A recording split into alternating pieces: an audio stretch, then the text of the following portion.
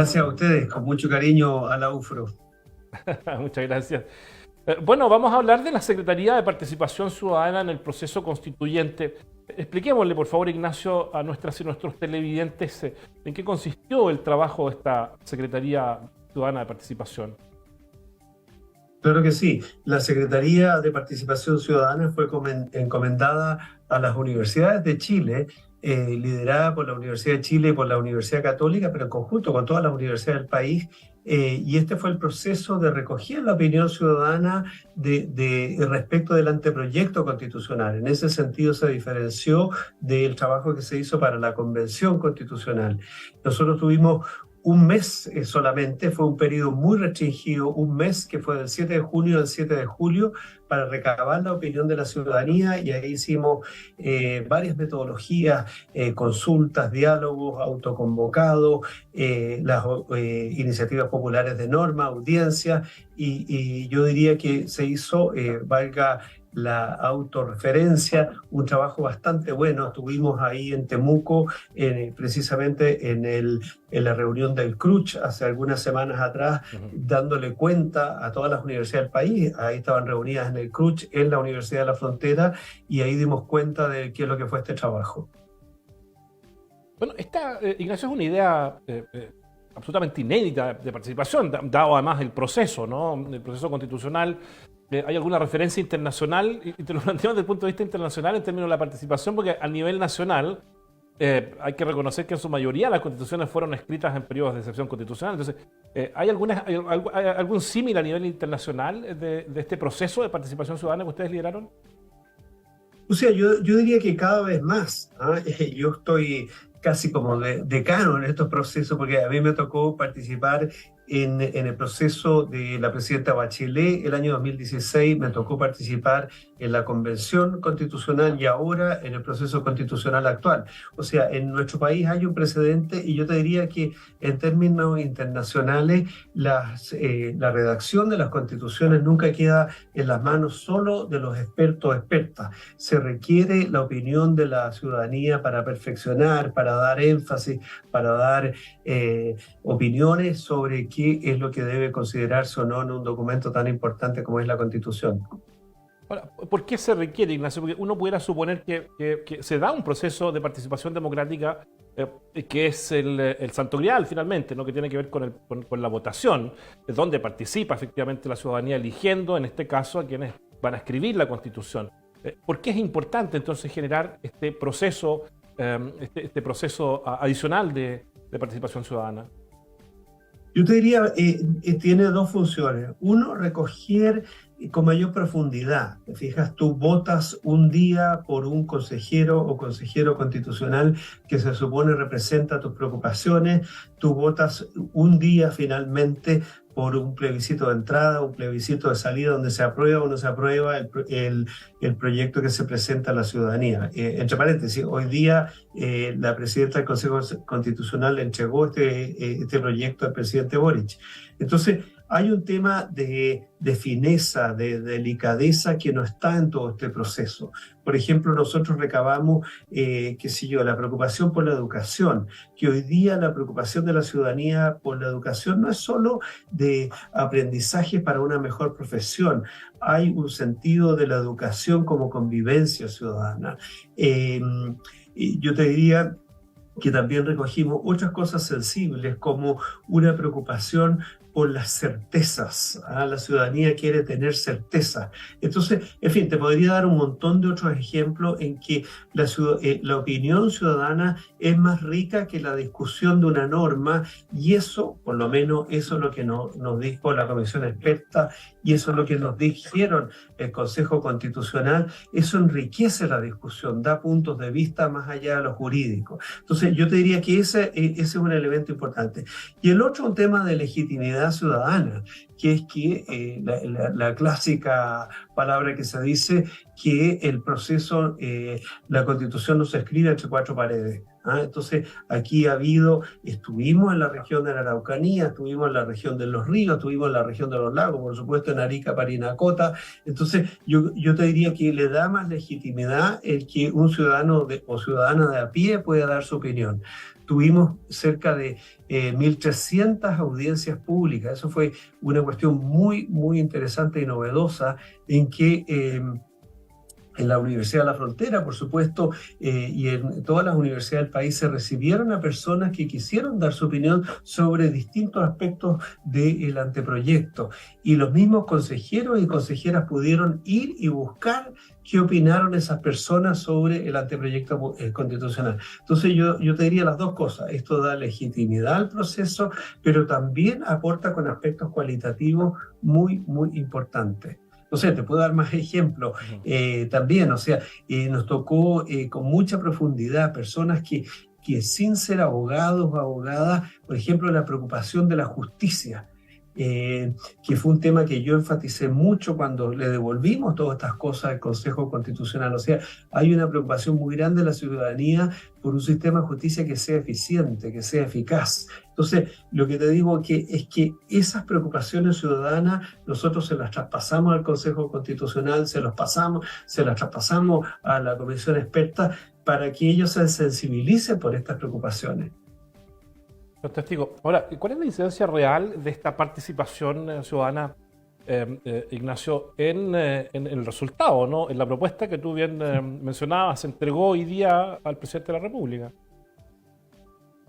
Mira, no hemos cerrado porque, como bien acabas de decirlo tú, hoy recién tenemos el proyecto final, que entonces esto tuvo modificaciones hasta la semana pasada. Pero yo te diría, yo estaba haciendo un recuento, hay muchas de las ideas ciudadanas que quedaron en el anteproyecto. Yo te diría que la gran mayoría. Ahora, probablemente la resolución de esos problemas, a lo mejor hay muchas personas que dicen, bueno, yo no quería que lo resuelvan así. O sea, por ejemplo, la ciudadanía se expresó con bastante fuerza, yo te diría, sobre el sistema político, se expresó con bastante fuerza sobre la atomización de los partidos políticos.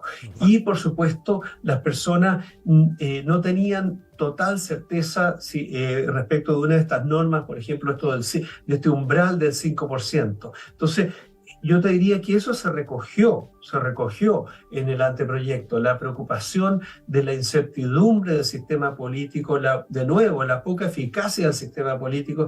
Las personas ven que hay preocupaciones y que la política se demora mucho en empujar un proyecto de ley que la ciudadanía cree que va a ser eficaz en la solución.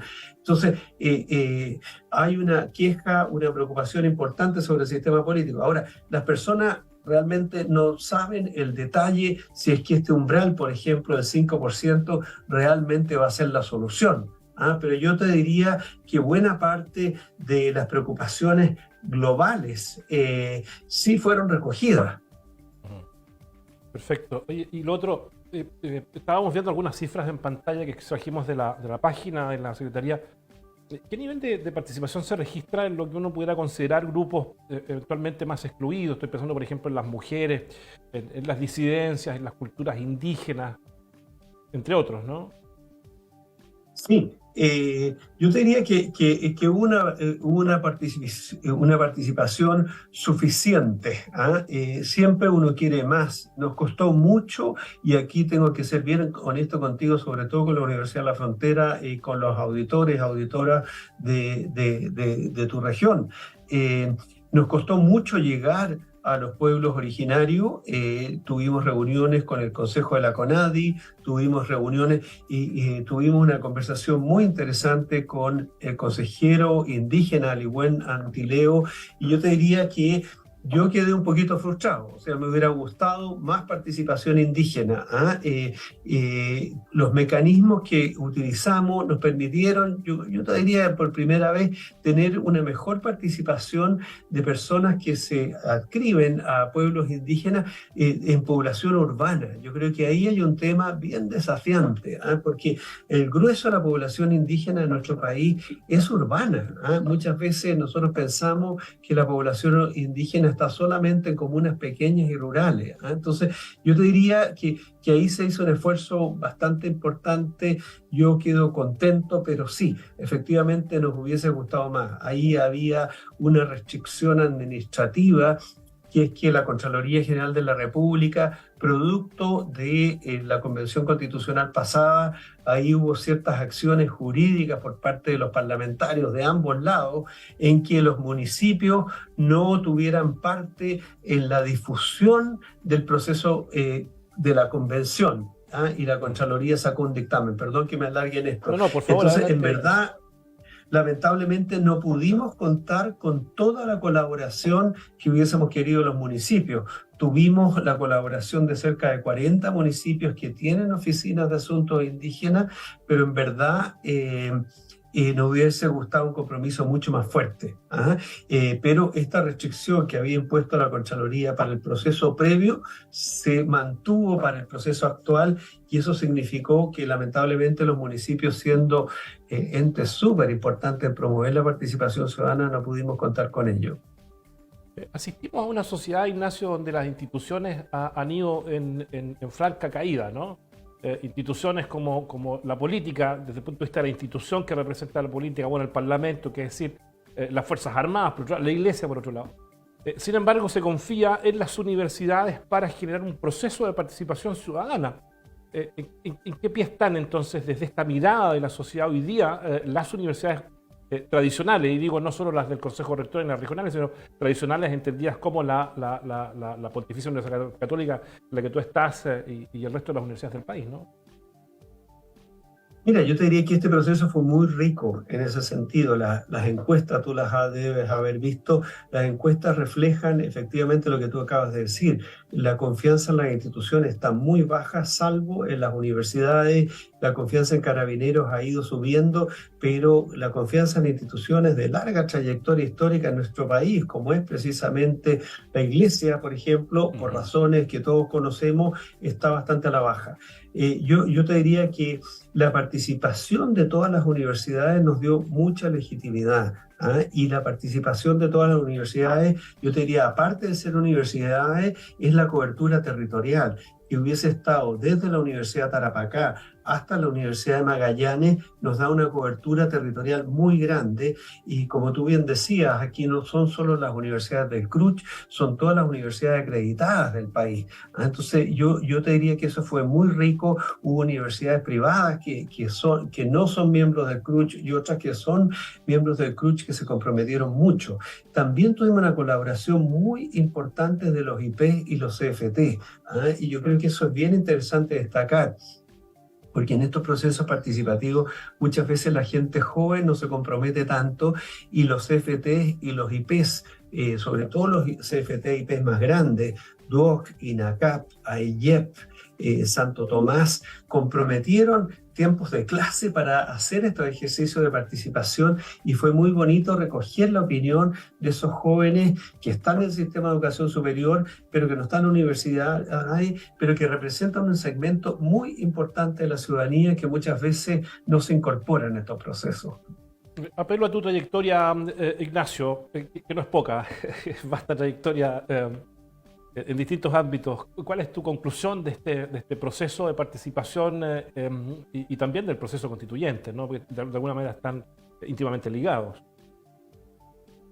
Mira, yo creo que en el proceso de participación hemos ido aprendiendo cada vez más. La ciudadanía, y eso lo recojo del proceso, quiere participar.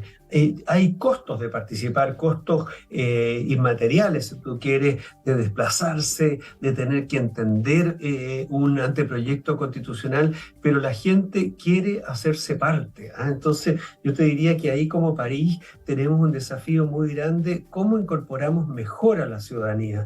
Y como te decía en este ejemplo que ponía la justicia, lo hablé en el Consejo Constitucional con personas que habían estado en el Ministerio de Justicia. O sea, esa percepción tan dura de la gente, que este sistema de justicia es ineficaz. La gente no puede entender por qué personas que para ellos son igualmente, entre comillas, delincuentes, uno queda adentro y otro queda afuera. En fin, toda esa fineza de la opinión ciudadana tenemos que ser capaces de capturarla. Entonces, yo te diría, respondiendo a tu pregunta, yo creo que hemos avanzado.